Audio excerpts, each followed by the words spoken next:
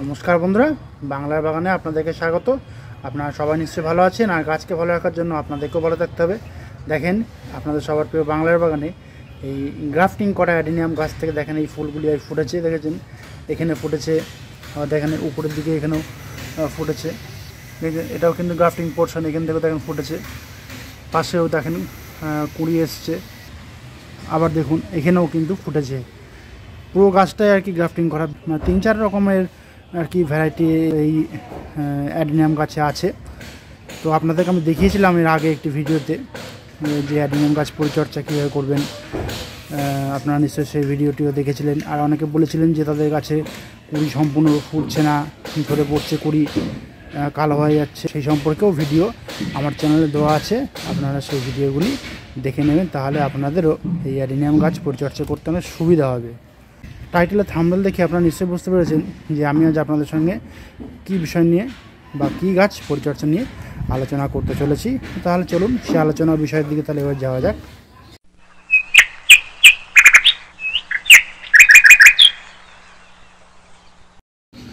দেখেন, এই ফুলটি দেখে আপনারা নিশ্চয়ই বুঝতে পারছেন যে এটি কী ফুল গাছ।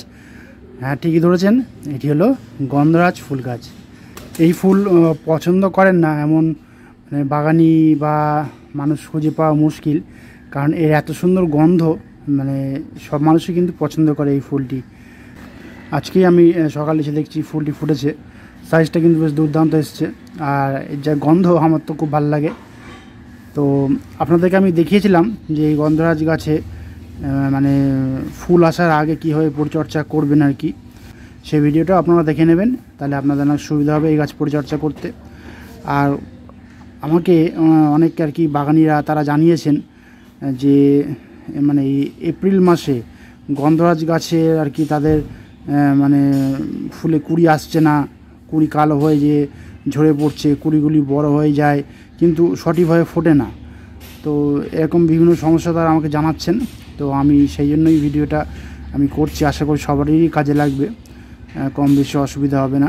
দেখুন, গরমের সময় আমরা যেসব ফুল গাছ করি তার মধ্যে অন্যতম হলো এই গন্ধরাজ ফুল গাছ। এই গাছে আমি আগেই বললাম যে সমস্যাগুলি দেখা যায় কি, সেই সমস্যাগুলি কম বেশি কিন্তু সবার কাছেই কিন্তু হয়ে থাকে, শুধু যে আমার বা আপনার কাছে হয় তা কিন্তু নয়।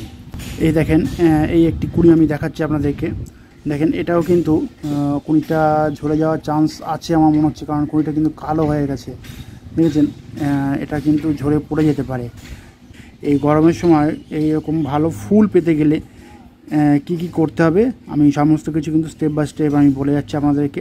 দেখুন, এই গরমের সময় যেমন জবা, নয়নতারা, ভিনকা আর কি, সূর্যমুখী, দোপাটি, জিনিয়া, সমস্ত গাছ থেকেই কিন্তু ভালো আপনারা কম বেশি ফুল পেয়ে থাকবেন এই সময় গরমের মধ্যে, কারণ এগুলি গরমেরই ফুল গাছ।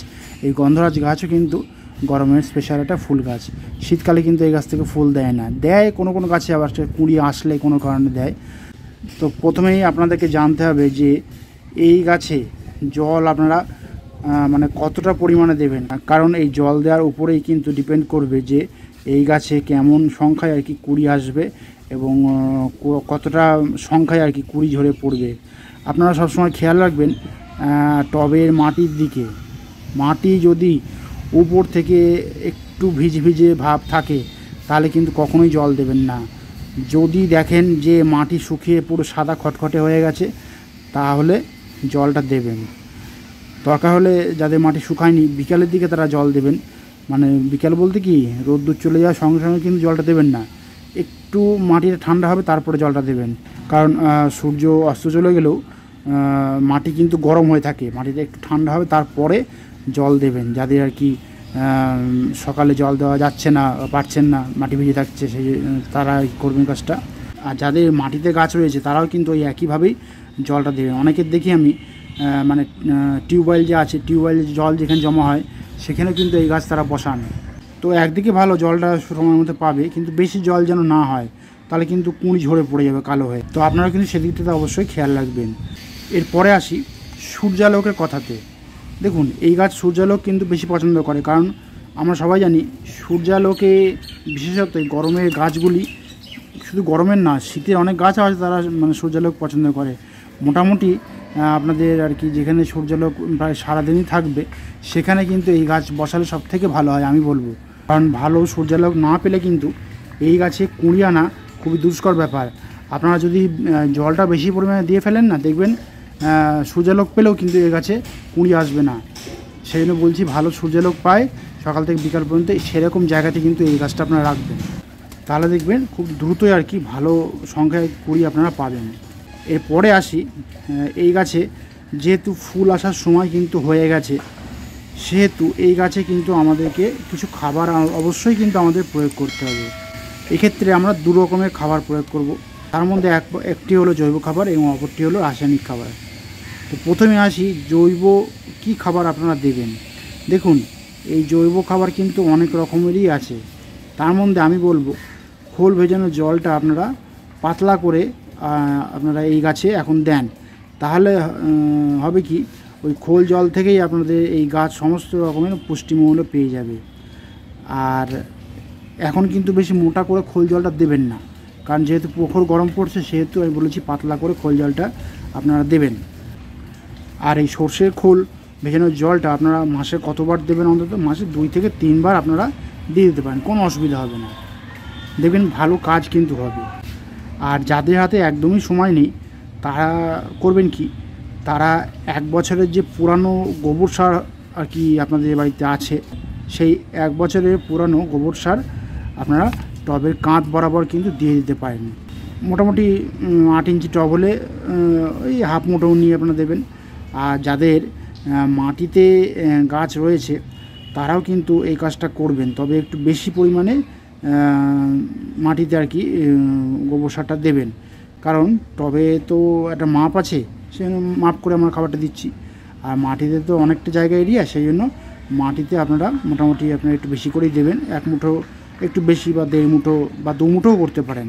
গাছের গোড়া থেকে কিন্তু মিনিমাম আপনারা একটু দূরে দেবেন।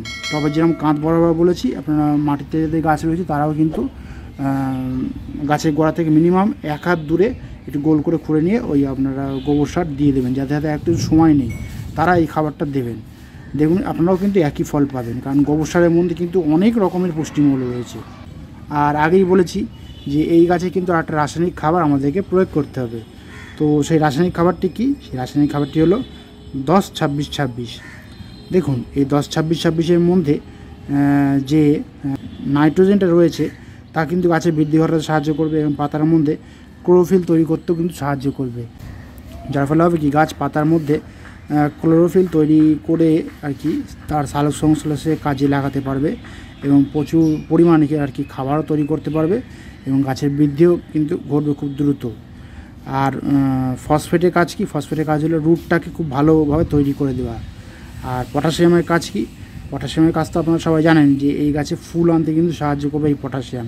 সেই জন্য বলছি 10-26-26 সুফলা যে সারটি রয়েছে সেই সারটি কিন্তু আপনারা দেবেন এই গাছে। এই সময় বিশেষ করে দিতেই হবে, কারণ এই গাছে এই সময় না দিলে কিন্তু কুঁড়ি আসবে না। গাছ দ্রুত বড় হয়ে যাবে কিন্তু কুঁড়ি আসবে না। আপনারা কতটা পরিমাণে 10-26-26 সারটা দেবেন আপনারা টবের মাপ অনুযায়ী আপনারা এই 10-26-26 খাবারটা দেবেন। 8 ইঞ্চি টব হলে 8টি দানা বা 10টি দানা দেবেন, 10 ইঞ্চি টব হলে 10 থেকে 12টি দানা দেবেন। আর যাদের মাটিতে গাছ রয়েছে গোড়া থেকে মিনিমাম 1 হাত দূরে ওরকম মিনিমাম 15 থেকে 20টা দানা আপনারা দিয়ে দেবেন, তাহলে দেখবেন বেশ মানে ভালো কাজ হচ্ছে। কিন্তু এই 10-26-26 খাবারটি মিনিমাম অন্তত আপনারা 15 দিন অন্তরে একবার করে দিয়ে যান, তাহলে দেখবেন আপনাদের কাছে কিন্তু গাছ ভর্তি করে কিন্তু কুঁড়ি আসতে সাহায্য করবে এই 10-26-26 রাসায়নিক সারটি। এতে গেল রাসায়নিক সারটির কথা।